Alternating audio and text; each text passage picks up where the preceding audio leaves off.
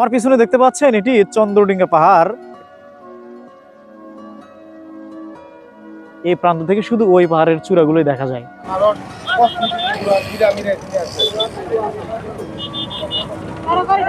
চীনামাটির পাহাড়টা এখনো দেখতে পেলাম না, সেটা যে আর কত দূরে রয়েছে। সোমেশ্বরী নদীর ঠিক মিডলে রয়েছি।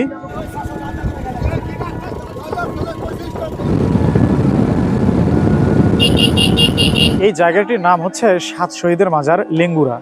এই মুহূর্তে আমি দাঁড়িয়ে রয়েছি বিজয়নগর জিরো পয়েন্টে। আমার পিছনে আপনারা দেখতে পাচ্ছেন যে পাহাড়গুলো রয়েছে, এই পাহাড়গুলো ভারতের মেঘালয় রাজ্যের মধ্যে। আর এই নদীটি হচ্ছে সোমেশ্বরী নদী। বাংলাদেশের উত্তর পূর্ব সীমান্তে মেঘালয় পাহাড়ের পাদদেশে লুকিয়ে রয়েছে এক অসাধারণ জনপদ, নেত্রকোনার কলমাকান্দা। পাহাড়ি ঝর্ণা, স্বচ্ছ নদী, তীর্ণ প্রকৃতি আর সীমান্তের আপার সৌন্দর্য সব মিলে এটি যেন পর্যটকদের কাছে এক প্রকৃতির স্বর্গরাজ্য। আমি সম্প্রতি ঘুরে দেখেছি কলমাকান্দা ও এর আশপাশের বেশ কয়েকটি দর্শনীয় স্থান। আজকের এই ভিডিওটিতে আপনাদের নিয়ে চলেছি সেই মনোমুগ্ধকর ভ্রমণে।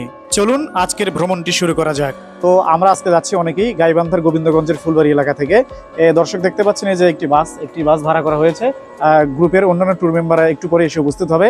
এখন বাজে রাত প্রায় 9টা, এখনো বাস ছাড়েনি, একটু পরেই বাস ছেড়ে দেবে। আশা করি ইনশাল্লাহ সময় মতো আমরা পৌঁছতে পারবো।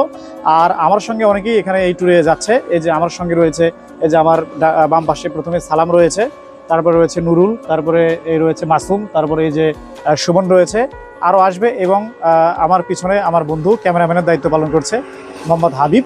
তো সবাই মিলে আমরা এই গ্রুপ ট্যুরে যাচ্ছি। আশা করি অত্যন্ত মজা হবে, ভালো হবে। আপনারা সবাই সঙ্গেই থাকবেন। এই গ্রুপের যে ট্যুরটা আমরা করতে যাচ্ছি এর সমস্ত কিছু খুঁটিনাটি আপনাদের সামনে আমি তুলে ধরার চেষ্টা করব বলে আশা রাখি। সম্পূর্ণ একটি রাত যাত্রা করার পর আমরা পৌঁছে গেলাম নেত্রকোনার কলমাকান্দা উপজেলায়। সারা দেশ থেকে অসংখ্য পর্যটক আসার ফলে এখানে গাড়ি পার্কিং করার অত্যন্ত সমস্যা রয়েছে। এখন আমি এই যে এই কলমাকান্দা এই জায়গাটিতে আমরা নামলাম। এখান থেকে গাড়ি আমাদের পার্কিং করা হয়েছে। গাড়ি পার্কিং করে সামনে একটা বাজারের মতো রয়েছে। এখানে বাজারে বেশ কিছু হোটেল পাওয়া যায়। এখানে আমাদের ট্যুরের পক্ষ থেকে হোটেল ভাড়া করা হয়েছে, আমরা সেই হোটেলে যাচ্ছি। এই হোটেলে আমাদের ব্যাগপত্র রেখে এখান থেকে আমরা পাঁচগাঁও সীমান্তে যাব। পাঁচগাঁও, কমলাকান্দা আরও বিভিন্ন জায়গার সীমান্তগুলো ঘুরে দেখার, ইন্ডিয়ান বর্ডার, মেঘালয় বর্ডার, এখানে অনেক ভালো দেখার দৃশ্য রয়েছে নাকি আমি শুনছি। আমরা দিকে যে আগে প্রথমে হোটেলে যাই। সারা রাত জার্নি করেছি, রাত্রিতে একটু ঘুম হয়নি, অনেকটা পথ জার্নি করতে হয়েছে। আমি তো বাসে ঘুমাতে পারি না, বাসে কখনো ঘুম ধরে না। তো একটু ক্লান্ত, শরীরটা একটু খুব ক্লান্তর মতো লাগছে, একটু ঝিমুনি মনে হচ্ছে। তো হোটেলে যা একটু ফ্রেশ হয়ে রেস্ট নিয়ে তারপরে আমরা ইনশাল্লাহ এই পুরো জায়গাটা এক্সপ্লোর করব। হোটেলে গিয়ে ফ্রেশ হওয়ার পর আমরা একটা বাইক ভাড়া করলাম। এই বাইকার ভাই এই নেত্রকোনার কলমাকান্দার আশেপাশের সমস্ত দর্শনীয় স্থান ঘুরিয়ে দেখাবে।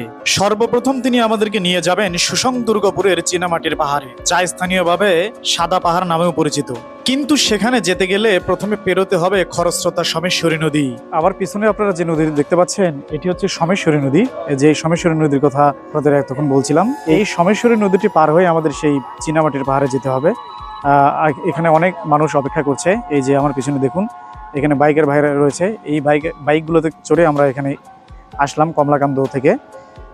সেখান থেকে আমরা এই বাইকে চড়ে আসলাম। এখন আমরা এই নদীটি পার হব। এই যে আমার পিছনে দেখতে পাচ্ছেন নদীর একটা নৌকা চলমান রয়েছে। এই যে নৌকাটা আসছে দেখতে পাচ্ছেন, ওই পাশ থেকে লোকজন এই পাশে আসছে। আবার আমরা এই নৌকাতে চড়েই এই নদীটির ওই পাশে যাব। এই যে আমার পিছনে দেখতে পাচ্ছেন বিশাল একটা পাহাড়ের মতো দেখা যাচ্ছে। আসলে এগুলো পাহাড় না, এগুলো গাছগাছরা। পাহাড় আছে মূলত ওই দিকে, এই যে ওই দিকে দেখানো যাচ্ছে না, ক্যামেরায় ধরা পড়ছে না। আমরা ওই পাহাড়ের দিকেও যাব এবং এখান থেকে প্রথম গন্তব্য আসলে এই চীনামাটির পাহাড়। এই চীনামাটির পাহাড় দেখার জন্য আমরা আগে সেখানে যাব। তো যাও, সবকিছু আপনাদের দেখানোর চেষ্টা করব, আপনারা সঙ্গেই থাকুন। ধন্যবাদ। নৌকাটি ঘাটে ফিরতেই অপেক্ষারত লোকজন তড়িঘড়ি শুরু করে দিল নৌকায় উঠতে। এই যে নৌকাটি ছেড়ে দিয়েছে, আমরা এখন এই সোমেশ্বরী নদীর ঠিক মিডলে রয়েছি, একদম নদীর মাঝ বরাবর রয়েছি। নদীটি পার হতে বেশি সময় লাগে না, 10 থেকে 12 মিনিট সময় লাগবে এই নদীটি পার হতে। অল্প কিছুক্ষণের মধ্যে আমরা ওই পাশে যাব। এই যে দেখুন, আমার এখানে লোকজনের অভাব নেই, অনেক লোকজন উঠছে এই নৌকাতে। এখানে মোটরসাইকেলই রয়েছে প্রায় 20-25টার মতো, আর মানুষ তো প্রায় তাও তো 100-র মতো মানুষ হবে মিনিমাম এরকম। তো যাও, নৌকাটির সামনে দিকে এগোচ্ছে। এই যে দেখুন, তেমন নদীতে এমন স্রোত কম, স্রোত নেই তেমনটা। আসলে এটি বর্ডার একটা নদী, তো এরকম স্রোত না হলেই সৌন্দর্য দেখা যায়। আবার আমরা বাইকে উঠলাম। বাইকে করে অনেকক্ষণ থেকে ঘুরছি, বেশ একটা জায়গায় গিয়েছি। এবার আমাদের গন্তব্য চীনামাটির পাহাড়, সেই অনেকক্ষণ থেকে বলছে চীনামাটির পাহাড়, চীনামাটির পাহাড়। আসলে সেই চীনামাটির পাহাড়টা এখনো দেখতে পেলাম না। সেটা যে আর কত দূরে রয়েছে জানি না। আসলে ওখানে কি রয়েছে দেখি, ওখানেই কি আছে আপনাদের দেখাবো। আর 5 থেকে 6 কিলো গেলেই চীনামাটির এই পাহাড়টা পেয়ে যাব। এই যে আমার পিছনে আরো অনেকগুলো বাইক রয়েছে, আমাদের ট্যুর মেম্বাররা সবাই সেখানে আছে। দেখা যাক কি হয়। উঁচু নিচু অনেকটা পথ মারিয়ে অবশেষে আমরা পৌঁছে গেলাম সুসং দুর্গাপুরের এই চীনামাটির পাহাড়। এটি নামেই শুধুমাত্র একটি পাহাড়, আসলে মূলত একটি টিলা। এটি একটি টিলা ছাড়া আর কিছুই নয়। এই পাহাড়টির সম্পর্কে আমরা যতটা শুনতে পারি, আসলে এর সৌন্দর্য সেই পরিমাণে ছিটে ফোটাও নেই। আসল পাহাড় তো রয়েছে ভারতের মধ্যে, যেগুলো তারা চিটিংবাজি করে তাদের দেশের মধ্যে নিয়েছে। এই চীনামাটির পাহাড়টির পাশেই রয়েছে ছোট্ট একটি লেক। এই লেকের স্বচ্ছ নীল পানি অবশ্যই একটু আকর্ষণীয়। প্রিয় দর্শক, এখন আমি এই পাহাড়টির চূড়ায় রয়েছি। আসলে এটি পাহাড় নয়, এটি একটি টিলা মাত্র। গ্রাম অঞ্চলের ভাষায় বললে এটাকে একটা মাটির ঢিপি বলা হয়। তো যাও, ওই যে আমার পিছনে দেখানো যাচ্ছে না, আমার পিছনে একটা মেঘালয় রাজ্যের পাহাড় রয়েছে। ওটা ইন্ডিয়ার ভেতরে, ভারতের মধ্যে। আমরা ওখানেও যাব। ওটা হচ্ছে কি নেত্রকোনা 0 পয়েন্ট বলা হয়, সেই জায়গাতেও যাব। পাহাড়গুলো সব যেন মেঘে মেঘে ছুঁয়ে যাচ্ছে। এখান থেকে ক্যামেরায় অতটা আসছে না, দেখানো যাচ্ছে না। এখানে দেখলে বোঝা যাবে যে এই ইন্ডিয়ানরা মনে হয় এই দেশ ভাগ করার সময় সম্পূর্ণ পাহাড়গুলো তাদের বেছে বেছে তারা তাদের সীমানায় নিয়েছে, আর আমাদের বাংলাদেশিদেরকে দিয়েছে মাত্র মাটির ঢিপি নামক কিছু।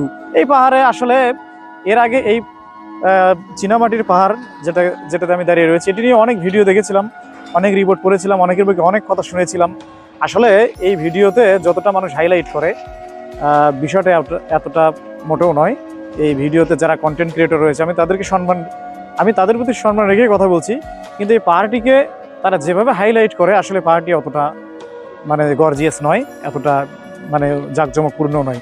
আসলে ভিডিওতে তো অনেক কিছু তুলে ধরা যায়, অনেক কিছুই মানুষ হাইলাইট করে, অনেক কিছুই তো করে। আসলে সেটার বাস্তবিকভাবে দেখলে সেটা আপনাদের মানে সামনে পরিষ্কার হয়ে যেত। শুধুমাত্র নামের এই চীনামাটির পাহাড়টি দেখে একরাশ হতাশা নিয়ে চললাম বিজয়নগর 0 পয়েন্টের দিকে। আমাদের বাইকার ভাই বলল এই 0 পয়েন্টের সৌন্দর্য নাকি মনোমুগ্ধকর। তবে সেখানে পৌঁছে দেখতে পেলাম সোমেশ্বরী নদীর এক খরস্রোতা রূপ। এই যে এই মুহূর্তে আমি দাঁড়িয়ে রয়েছি বিজয়নগর 0 পয়েন্টে। আমার পিছনে আপনারা দেখতে পাচ্ছেন যে পাহাড়গুলো রয়েছে, এই পাহাড়গুলো ভারতের মেঘালয় রাজ্যের মধ্যে। আর এই নদীটি হচ্ছে সোমেশ্বরী নদী। এই নদীটি পার হলে ওই পাশে কিছু বাংলাদেশের অংশ রয়েছে, এবং তার পিছনে যে উঁচু উঁচু পাহাড়গুলো দেখা যাচ্ছে, এই উঁচু উঁচু পাহাড়গুলো সম্পূর্ণই ভারতের মেঘালয় রাজ্যের মধ্যে পড়েছে। আর এখানকার প্রাকৃতিক সৌন্দর্য খুব বেশি একটা মনোমুগ্ধকর নয়। তবে এই নদীটি এখন বর্তমানে পানি ঘোলা রয়েছে বৃষ্টি হওয়ার ফলে। আর এই নদীটি যখন একটু শুকিয়ে যাবে, এই পানিগুলো যখন চকচকে রূপ ধারণ করবে, তখন হয়তো এই নদীটির দৃশ্যটা আরো অত্যন্ত জাঁকজমকপূর্ণ হবে, এমনটাই মনে করা যায়। তবে দর্শক, একটা জিনিস দেখার বিষয়, এই ইন্ডিয়া যখন দেশ ভাগ করেছিল, একটা একটা করে পাহাড় মনে হয় তারা তাদের নিজেদের দেশের ভিতরে নিয়ে বাকি টিলাগুলো, শুধু সমতল ভূমিগুলো বাংলাদেশের ভিতরে ঠেলে দিয়েছে। এটি একটি সুপরিকল্পিত পরিকল্পনা হয়তো ছিল, এমনটি দেখে মনে হয়। কেউ বিশ্বাসই করবে না যে এইভাবে একটা দেশের মানচিত্র হতে পারে। কিভাবে সমস্ত যে উঁচু উঁচু পাহাড়গুলো রয়েছে, এই উঁচু উঁচু সমস্ত পাহাড়গুলোই ভারতের মধ্যে, আর বাংলাদেশের মধ্যে রয়েছে শুধুমাত্র ছোটখাটো দু একটা টিলা, তাছাড়া ঢিপি, মাটির ঢিপির মতো কিছু কিছু অংশ এখানে রয়েছে। এটি কি ধরনের একটা সিস্টেম বুঝলাম না।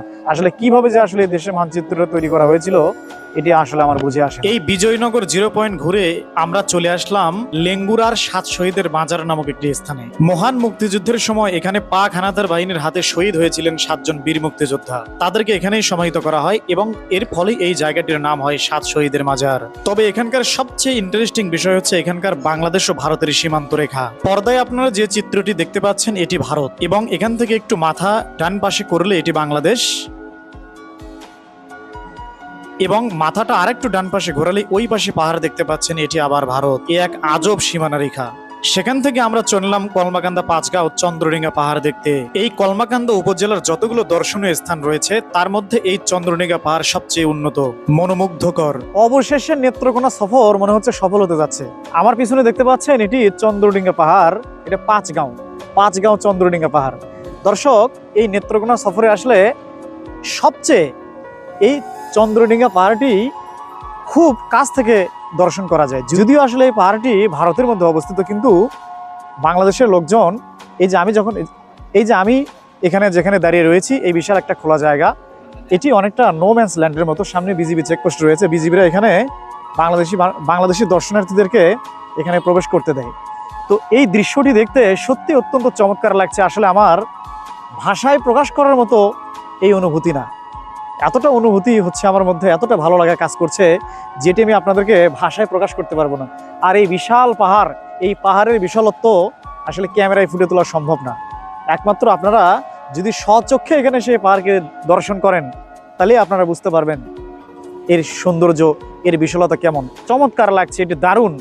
আরো সুন্দর লাগতো যদি এই পাহাড়গুলোতে উপরে ওঠার কোনো সুযোগ থাকতো, আর সেটি তো কোনো সম্ভব নয়, কারণ এই পাহাড়গুলো ভারতীয় সীমানার মধ্যে অবস্থিত।